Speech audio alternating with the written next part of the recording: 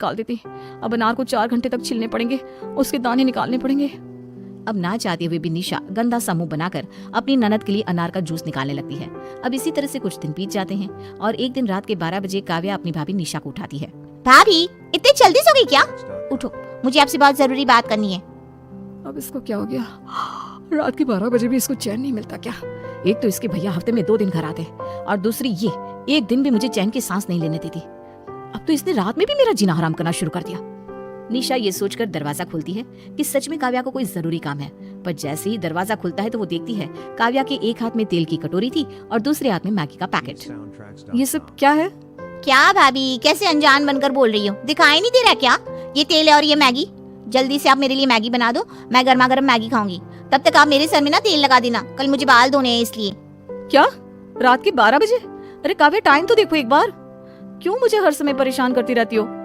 भाभी, मेरा आपको परेशान करने का कोई इरादा नहीं है, पर मैं भूल गई थी। मैं ना बहुत बिजी रहती हूँ। चलिए ना, आप इतने बहाने मत करिए, वरना मैं माँ को उठा दूंगी। हाँ, कोई बात नहीं ननद जी, जितना परेशान करना है कर लो और जितनी सास की धमकी देनी है दे दो। एक दिन तुम भी किसी की भाभी बनोगी और भगवान करे तुम्हें भी ऐसी ननद मिले जो तुम्हारी तरह तुम्हें परेशान कर दे। फिर देखती हूँ कैसे माँ जी से शिकायत करती हो तुम। क्या सोच रही हो भाभी? अकेले रसोई में जाने में डर लग रहा है तो चलिए मैं साथ चलती हूँ। आप मैगी बनाना, मैं फोन चला लूंगी। हाँ ठीक है बना रही हूँ, चलो तुम भी मेरे साथ। निशा गुस्से में काव्या के हाथ से मैगी का पैकेट लेती है और रसोई में जाती है जहाँ वो उसके लिए मैगी बनाती है। समय यूं ही गुजरता है और इसी तरह काव्या अपनी भाभी को परेशान करके रखती है। आखिरकार वो दिन भी आ जाता है जब काव्या की शादी हो जाती है। काव्या की शादी देख घर में सबसे ज्यादा खुश तो निशा होती है और विदाई के समय निशा काव्या से कहती है, कितनी अच्छी लग रही हो दुल्हन बनी हो। उससे भी ज्यादा तब अच्छी लगोगी जब तुम भी परेशान हो जाओगी अपनी ननद से। बस तुम्हारी ननद तुम जितनी परेशान करने वाली ना हो, वरना तुम तो अगले दिन ही मायके आ जाओगी। हाँ भाभी, आपकी खुशी तो आपके चेहरे पर ही नजर आ रही है, पर याद रखना जब मैं जाऊंगी ना तो सबसे ज्यादा याद भी आप मुझे ही करोगी। काव्या भले ही निशा को परेशान करती थी पर वो निशा को बहुत मानती थी। वहीं दूसरी ओर निशा और काव्या का ऐसा रिश्ता था कि दोनों ननद भाभी एक दूसरे को परेशान ही करती रहती। पर शादी के बाद बेचारी काव्या को ऐसी ननद मिलती है जो उसे सिर्फ परेशान करना ही जानती थी। काव्या भाभी, मेरे कुछ दोस्त आए हैं, उनके लिए कुछ चाइनीज बना देना। पर अंकिता, चाइनीज बनाने का सारा सामान खत्म हो चुका है। अगर तुम पहले बता देती तो मैं उनके लिए कुछ अलग बना कर रखती। भाभी, अब मैं कुछ आपसे पूछ कर तो करूंगी नहीं, और अगर सामान खत्म हो गया है तो मार्केट से दोबारा लाया भी जा सकता है। कौन सा हमारे घर से मार्केट दूर है?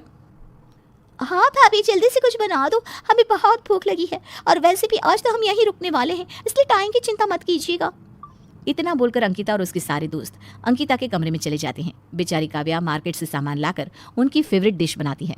अंकिता अपनी सहेलियों के साथ मिलकर पूरा घर गंदा कर देती है और अपनी भाभी से कहती है, भाभी आप इतनी इररिस्पॉन्सिबल औरत कैसे हो सकती हैं? पूरा घर बिखरा पड़ा है, ये नहीं कि घर ठीक कर दूं। मेरे फ्रेंड्स घर आए हुए हैं, वो देखेंगे तो क्या सोचेंगे? अरे पर मैंने तो सारा घर साफ करके रखा था, आपकी फ्रेंड्स ने ही ये सब गंदा किया है। ओह, तो आप मेरे दोस्तों पर इल्जाम लगा रही हैं। रुकिए, अभी शिकायत करती हूँ मैं माँ से। इतना बोलते ही अंकिता अपनी माँ से काव्या की शिकायत कर देती है और कुछ देर बाद काव्या की सास काव्या को खरी खोटी सुनाती है। खरी खोटी सुनने के बाद काव्या को अपने पुराने दिन याद आते हैं कि किस तरह वो अपनी भाभी को परेशान किया करती थी। आज काव्या को अपनी भाभी की बहुत याद आती है। वो भाभी को फ़ोन करती है, भाभी कैसी हो आप? मैंने आपको बहुत परेशान किया है ना? मैं अच्छी हूँ, तुम कैसी हो? तुम्हारी ननद तुम्हें परेशान तो नहीं कर रही ना? तुमने मुझे कितना ही परेशान क्यों ना किया हो, पर मैं जानती हूँ तुमने मेरी उतनी ही इज्जत भी की है। मुझे आज भी तुम्हारी बहुत याद आती है, वो पुराने दिन बहुत याद आते हैं। निशा की बात सुनकर काव्या रोने लगती है और निशा से माफ़ी मांगती है, क्योंकि आज उसे एहसास हुआ था कि हंसी मजाक में ही सही, पर उसने अपनी भाभी को कितना परेशान किया था और आज वही सब कुछ उसके साथ हो रहा है। अरे काव्या, क्या हुआ? तुम रो क्यों रही हो? भाभी, मैंने आपको बहुत परेशान किया था ना, इसलिए मुझे भी परेशान करने वाली ननद मिल चुकी है और आज मेरे पास कोई नहीं है जिसके साथ मैं अपने सुख दुख बांट सकूं। या मुझे कोई नहीं समझता, मुझे माफ़ कर देना भाभी। अरे काव्या, ऐसा मत बोलो, तुम तो दुनिया की बेस्ट ननद हो। रुको, मैं तुम्हारी ननद को सबक सिखाती हूँ। नहीं, रहने दो भाभी, अब आदत हो गई है और मैंने खुद को समझा लिया है, जिससे आपने कभी खुद को समझाया होगा कि हमारी ननद की भी ननद होगी जो उसे परेशान करेगी। काव्या की ये बात सुनकर निशा मुस्कुराती है। अपनी भाभी से बात करके काव्या को भी अच्छा लगता है, पर यह सब कुछ उसकी ननद अंकिता सुन लेती है और रात के 2 बजे अंकिता काव्या के कमरे का दरवाज़ा नॉक करती है। देखो तो काव्या, दरवाजे पर कौन है इस वक्त? इतनी रात को कौन हो सकता है? काव्या दरवाज़ा खोलती है और देखती है कि दरवाजे पर उसकी ननद अंकिता है।